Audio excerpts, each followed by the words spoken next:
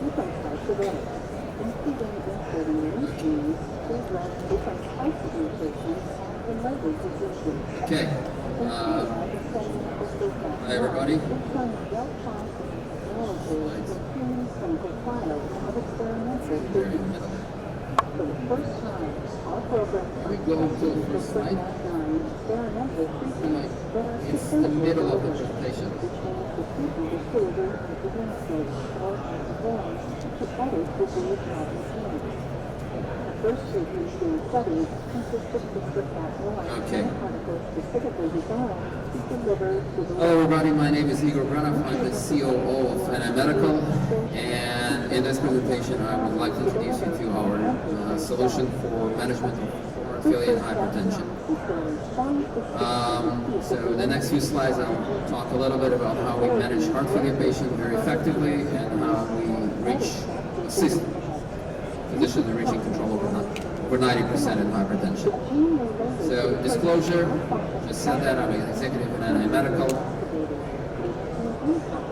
A little bit about NI Medical. NI Medical is a privately held Israeli company. Our flagship solution called the NICAS has regulatory approval in majority of world, including FDA and CE. We have 4 patents and 2 more pending. Our U.S. partner, My Health Connection, actually have a booth over here. You're more than welcome to visit them at booth 2206. Behind any medical device company, there should be a very strong clinical team, and I'm proud to introduce you to our advisory board led by Professor John Cleland and Professor Jared, our medical director. So next, let's talk about technology. I'm sure people sitting here have some experience with electrical bioimpedance. So going back in early 60s, NASA started seeking a way to measure hemodynamics for their astronauts in space, and they have funded some research that later on developed into thoracic electrical bioimpedance, and that was later introduced to the market. More or less at the same time, a little bit later, probably about 20 years later, a group of physicians were searching for a robust way to measure hemodynamics in patients that would be both reproducible and accurate, and that's where they came with whole body bioimpedance, or original bioimpedance as we call it. So a little bit about our technology. What we do, we place sensors on patients' limbs, 2 limbs. We project small electrical signal that is imperceptible to the human, and we're able to recreate the red waveform, which is similar to the stroke volume waveform. And by analyzing this waveform, we're able to provide you with an accurate measurement of stroke volume, cardiac output. In addition to the blood pressure, we're able to provide you peripheral resistance, cardiac power index, as well as total body water respiratory rate and single unit ECG. Okay. Usually at this stage, I get this very strong question about so how accurate are you? NICAS has a tremendous accuracy. We're talking about over 1,200 comparisons, one-dose termination, which is the gold standard, with a correlation of over 0.9 and precision of 0.982. Okay? And if you ask me, even more important when we manage patient or titrate medication is reproducibility, and this is where the NICAS excels. We're talking about reproducibility rate of 97% versus, for example, 83% on terminal dilution or 79% on echo.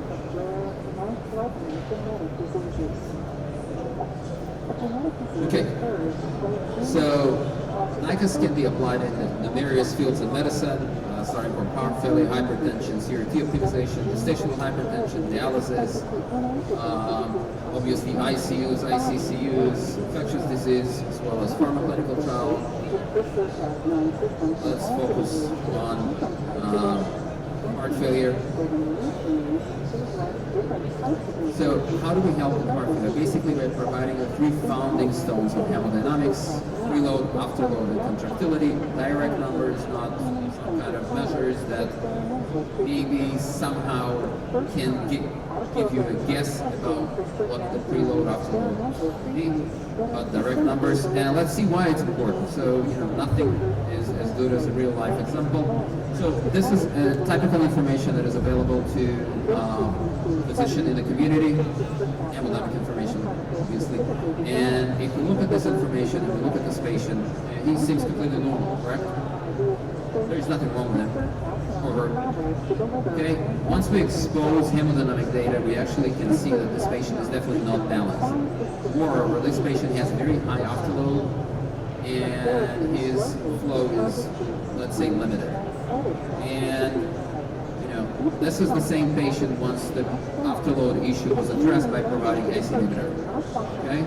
Within 2 weeks, we can see this patient is back to normal and no longer in risk of hospital admission or further decompensation.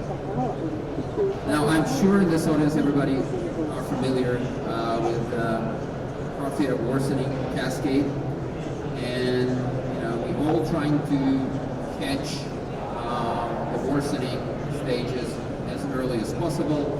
Initially, various technologies that are looking at scales, trying to see water gain as additional weight, then congestion detection. There is various technologies for that, and NICAS actually looks at hemodynamic changes, and this is why it's so effective in actually detecting the cause of future decompensation and thus addressing it in a timely manner, looking at the proactive phase of the heart failure worsening cascade. Okay, a couple of outcomes. So the first one is actually results, interim results, still unpublished, of our pilot program for telecardiology, where 427 home healthcare patients were enrolled. The protocol included 1 weekly visit by home healthcare nurse. During this visit, she measured hemodynamics using our equipment, and the data was later transferred to telecardiology for overread, and then telecardiology would send the data to the primary care physician managing the patient in order to provide future treatment and drug prescription. Okay, so the outcomes talk about significant reduction in hospital readmission. We're talking from 22.4 to a little bit over 7.5%.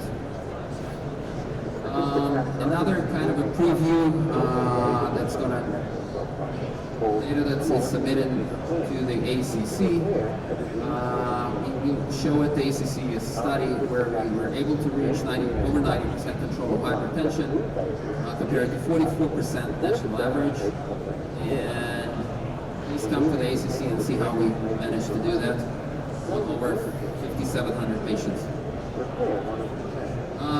So now let's go and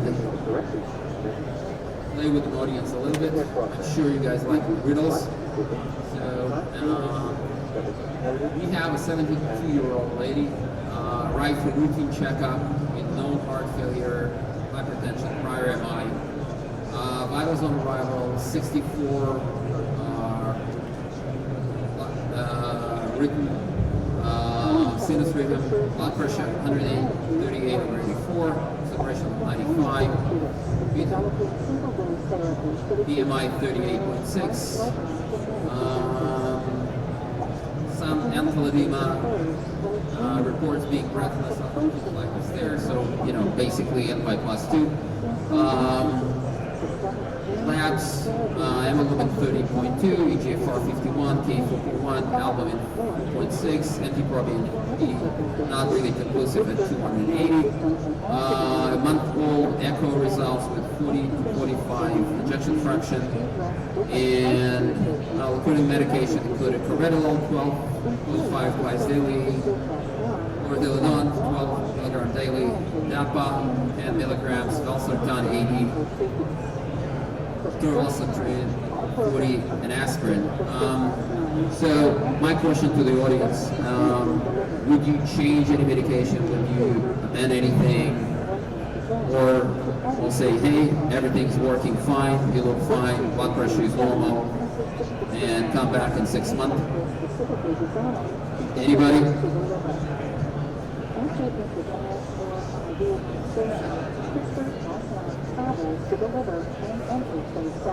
Okay, we have a shy audience. Okay. Anybody? Should we give her more beta blocker? Should we give her, I don't know. Maybe this included, maybe we should go for some furosemide. I don't know.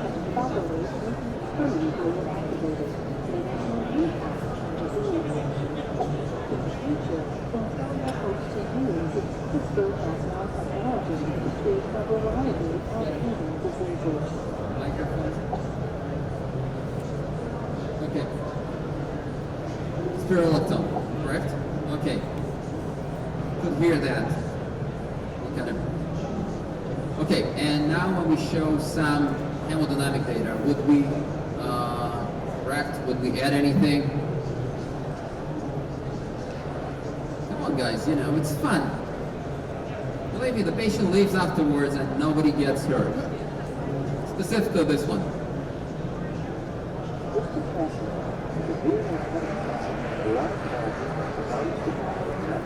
Okay. I would, you know, let me throw things, but again, I know the answer, so this is not fun. I know the right. Can I ask my young physician to show it? Can you show them how we take picture of peripheral vascular resistance?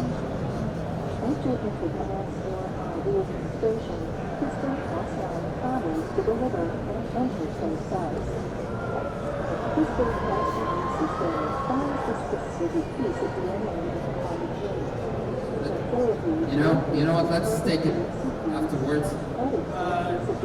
Actually, first we could use the echo of the femoral artery and increase the peripheral resistance. We take a curve or something like that.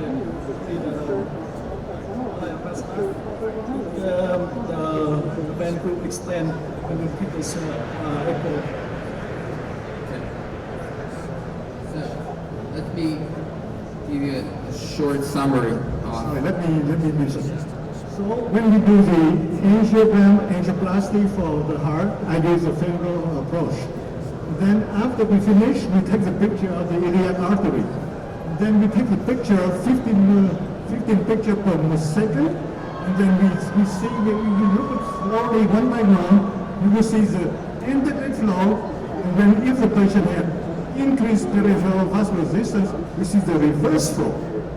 And we have in the abstract today, in the poster, we see very clear.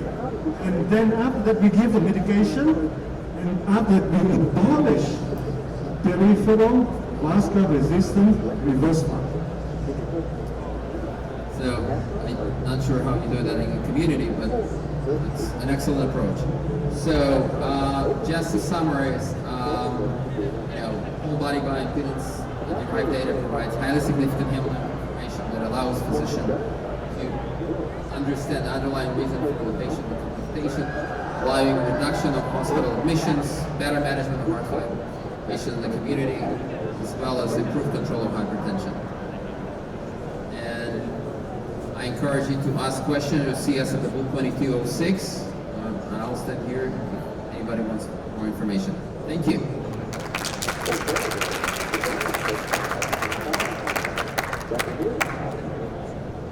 Both this deletion scenario and the previous insertion scenario result in volume activation, which is useful in reducing previous disorders.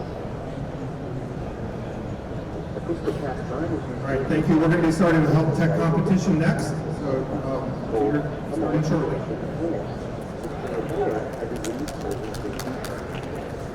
After the acoustic cast 9 system creates a DNA cut, enzymes that remove that before the donor takes